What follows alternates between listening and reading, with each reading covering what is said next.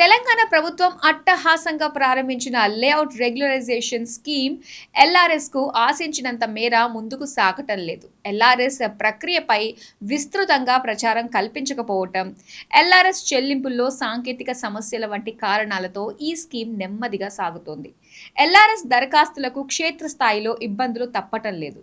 LRS ప్రక్రియలో భాగంగా L1 పరిధిలో ఎక్కువ దరఖాస్తులు నిలిచిపోతున్నాయని అధికారులు చెబుతున్నారు.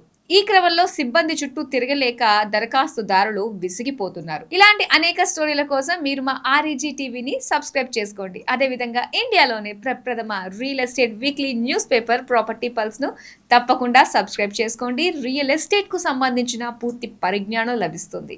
HMDA పరిధిలో నత్తనడకన LRS ప్రక్రియ 11 జిల్లాల పరిధిలో మొత్తం 2.90 లక్షల దరఖాస్తులు, కేవలం 32,000 దరఖాస్తులు మాత్రమే పరిష్కారం. క్షేత్రస్థాయిలో అధికారుల మధ్య సమన్వయ లోపం కారణం. Hyderabad metro development authority HMDA పరిధిలోని 11 జిల్లాల నుంచి మొత్తం 2.90 లక్షల దరఖాస్తులు వచ్చాయి.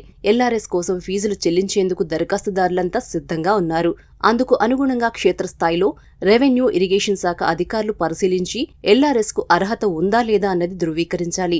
అక్కడి నుంచి HMDA అధికారులు లెవెల్ 2 పరిశీలనకు పంపిస్తారు. అయితే ప్రస్తుతం ఎక్కువ LRS దరఖాస్తులు L1 స్థాయిలో పెండింగ్ లో ఉంటున్నాయని అధికారులు చెబుతున్నారు.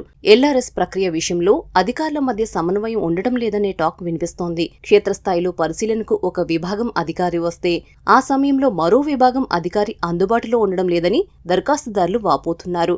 ఈ ప్రక్రియలో భాగంగా చెరువు, సిక్కం నిషేధిత జాబితాతో పాటు వివాదాల్లో లేదని తేల్చి LRS కు అర్హతమైనదిగా వీరు గుర్తించాల్సి ఉంటుంది. మొదట L1 స్థాయి నుంచి దరఖాస్తు దాటితే తప్ప మిగతా స్థాయిలో LRS పరిష్కరించే అవకాశం లేదని అధికారులు చెబుతున్నారు.